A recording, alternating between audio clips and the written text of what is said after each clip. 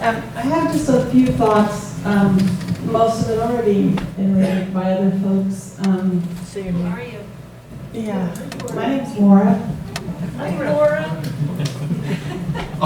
And I think my primary job besides being a scientist is a big shit stir on next door. It's like one of my favorite social media sites. And the reason I feel that way is that I'm in the camp that the cart has been put way before the horse. And both as a scientist and somebody who worked on a rescue squad, I do not like when the appropriate protections have not been put into place before decisions are taken. And so I'm distraught about this. I'm also a researcher. That's what I do for a living. And it doesn't take a lot of work to find out that the Sonoma Plaza is the #1 attraction in Sonoma County, and Healdsburg is #2. And then to take it a little bit further and go look at their historic overlays and see how incredibly protected they are. But what they don't have is a river. And what they don't have is architecture unmatched in California as we do. So we actually have architecture that requires, we have the largest number of iron fronts west of the Mississippi. And so the point being that we have even more precious architecture, as Paige and Turnbull, who are architectural experts out of San Francisco who did our historic inventory, had elucidated. And so my point is this is such a precious thing that needs to be protected, and it's in the hands of a very few people who are making this decision. People who will serve possibly only for 4 years, who could be making decisions about 25 years from now, as a couple of folks have intimated. And so again, my concern is the utter lack of planning that's here, and what that's going to mean. There's a critical reason why it's only currently allowed to go to 4 stories, and that's so you don't dwarf your architectural, majestic, historic gems, whether it's the neoclassical library, whether it's, any of the structures that are here. And so, and again, everyone knows all of this. I'm just saying that this is so distressing. That's why we're all here. That's why I waste a lot of time on social media, making a lot of noise.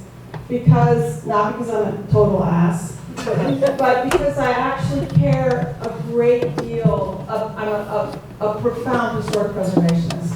It's super important to me because the old growth redwood and the materials and the craftsmanship that goes into building those structures can never be had again. And so it has to be, like this structure, preserved and protected. So just all that to say that, I looked at the historic overlay for Healdsburg, and they not only have a historic overlay of their historic downtown, but they have what's called a character area, which is much larger. Oh, wow. And so that as you're on your approaches into the town, you have a sense of place, and you have a sense of beauty. And it makes you, and I was one of the co-founders of Relief Petaluma, and one of the things when we analyzed the Palo Alto tree program was what we realized is when there's a beautiful place, especially a lot of trees, people spend more time, and the more time they spend, the more money they spend. Okay, so we were actually looking into how our major avenues need a lot more trees, coming in Washington and Petaluma Boulevard. But that aside, beauty sells. And so, however you feel about the hotel, and I don't like that kind of British architecture myself, but however you feel about it, people are having a really strong visceral response to it. Some people say that's the point of art, to provoke like that. It's also, women make a lot of the decisions about staying in high-end hotels, in boutique hotels. A lot of husbands, especially mine, are like, Super 8's fine. Okay. We don't take a lot of trips to do all that. The point is the women are going to be the deciders on a lot of this, so you better have architecture, and I know this is very gender, so I'm going to get crosswise with a couple of people, but I guess I'm a rabid feminist, so don't worry about that. But the thing is that, you want to please your audience, basically. And how hard is it? So I did put up a lot of examples because Katati is doing this. Sebastopol has objective design standards. Yeah. We are a town of 60,000. I'm from the East Coast. You mention this town to anybody and they know about it. Oh my God, that town's so beautiful. Oh my God, the chickens come from there. It's amazing. They have Rosie the ripped chicken. And so the point is, we're on people's map. And they love this town. And 20 Hollywood movies have been shot here. And so if you dwarf those majestic iron fronts, or all the insults to the dairymen's feed and stuff, that is our agricultural past.